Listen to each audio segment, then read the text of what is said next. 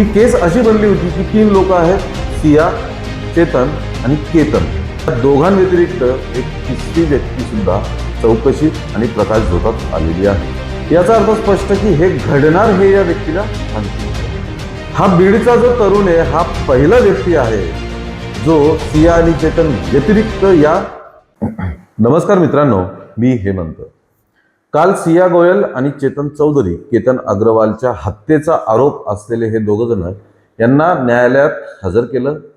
दुसऱ्यांदा दिलेली पोलीस कोठडी काल त्यांची संपली आणि त्यानंतर कोर्टात त्यांना हजर केल्यानंतर युक्तिवाद करून त्यांना आता पुढची 14 दिवसांची न्यायालयीन कोठडी देण्यात आलेली आहे. आता या प्रकरणात एक खूप मोठा ट्विस्ट आलेला आहे.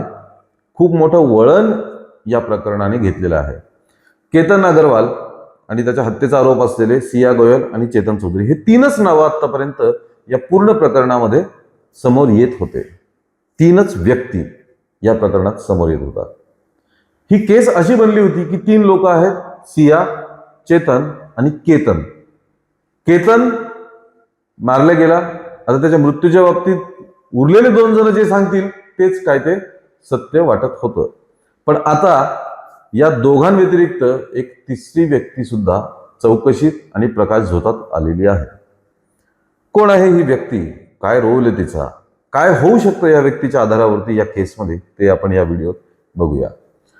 मित्रांनो, पोलीस इन्व्हेस्टिगेशनच्या अंडर असल्यामुळे या व्यक्तीचं नाव पोलिसांनी समोर आणलेलं नाही. त्यामुळे आपणही ते नाव समोर न आणणंच योग्य ठरेल.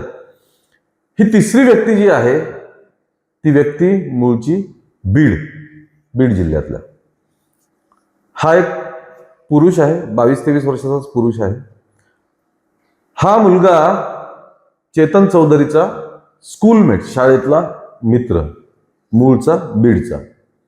सध्या हा पुण्यातल्या बालेवाडी एरियातील एका IT कंपनीत नोकरीला आहे. 1 वर्षापूर्वीच त्याला नोकरी लागलेली आहे.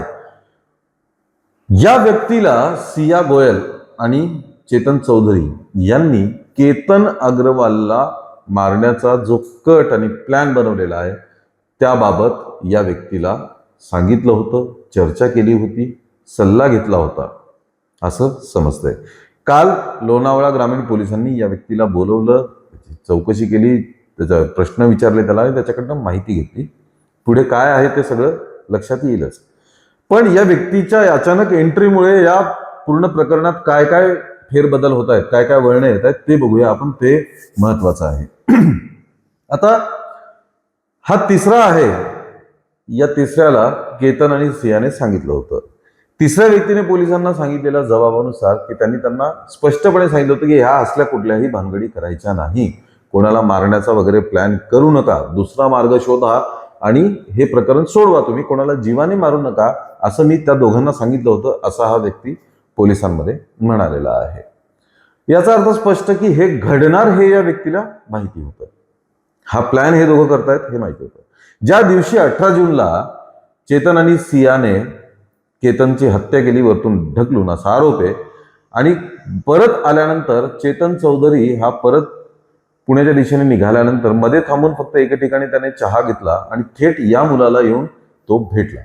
भेटल्यानंतर तिसऱ्या ठिकाणी हे दोघं जण भेटले आणि तिथे चेतन चौधरीने या तिसऱ्या व्यक्तीला सांगितलं की आम्ही त्याला वरतून ढकलून दिलंय. तेव्हा हा म्हणतो की मला धक्का बसला खूप मोठा की तुम्ही फक्त चर्चा करत होते, तुम्ही खरंच हे करणार हे मी कधी कल्पनाही केली नव्हती आणि तुम्ही आता हे केलेलं आहे. त्यामुळे त्याला शॉक बसला. त्याला वाटलं हे फक्त चर्चा करतायत, बोलतायत, भावनेच्या भरात बोलत असतील, पण असं काही करणार नाही असं या तिसऱ्या व्यक्तीला वाटत होतं. पण चेतनने सर्वात आधी यालाच सांगितलं की आम्ही तसं केलेलं आहे म्हणून. हा म्हणतो मला आश्चर्याचा धक्का बसला.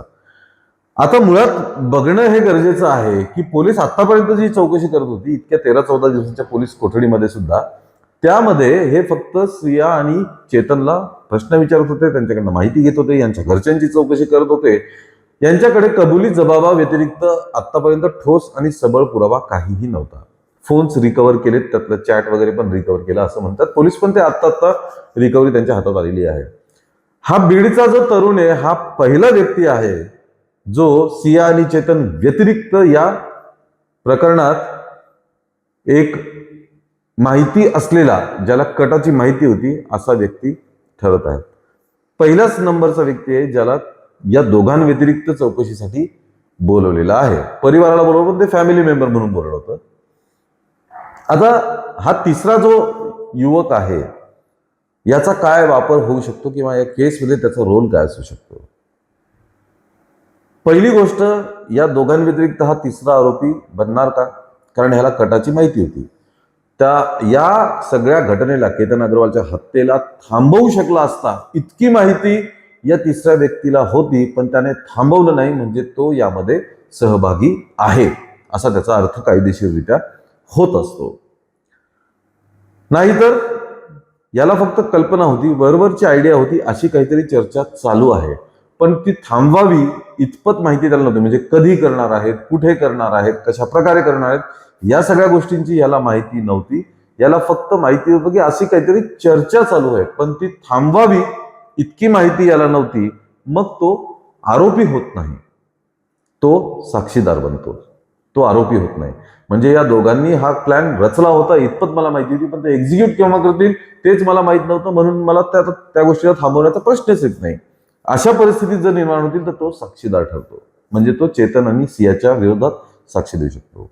पण यात तिसरा पण एक पॉइंट आहे की जर हा तिसरा युवक या कटामध्ये सहभागी आहे इतकी त्याला माहिती होती, तर तो माफीचा साक्षीदार सुद्धा बनू शकतो. माफीचा साक्षीदार बनण्यासाठी त्या गुन्ह्यामध्ये त्याचा सहभाग असणं महत्वाचं असतं. जर तो त्या गुन्ह्यात सहभागीच नाहीये तर तो माफीचा साक्षीदार बनू शकत नाही. माफीचा साक्षीदार बनण्यासाठी प्रत्यक्षात त्या गुन्ह्यात त्याचा सहभाग, त्याचं कॉन्ट्रीब्युशन, त्याची भूमिका ही सिद्ध व्हावी लागते.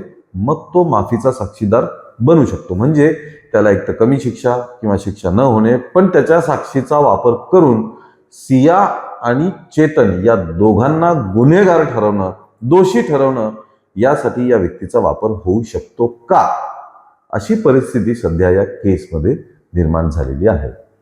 आता हा तिसरा व्यक्ती जो मूळ बीडचा आहे, चेतन चौधरीचा शाळेतला मित्र आहे, ज्याला हा प्लॅन शिजतोय अशी माहिती होती, पण त्याच्या म्हणण्यानुसार हे एक्झिक्युशन होईल हे मला माहीत नव्हतं, हे खरंच हे लोक असं करतील हेही मला माहीत नव्हतं, असं समोर येत आहे.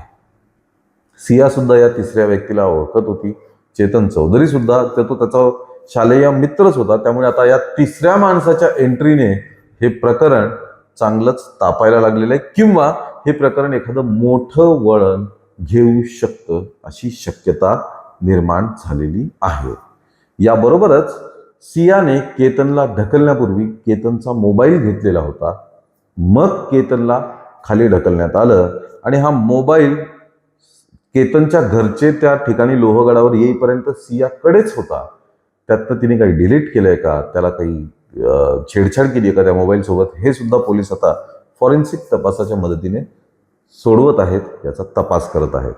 मित्रांनो, या सगळ्या प्रकरणावर तुम्हाला काय वाटतं हे आम्हाला नक्की कळवा.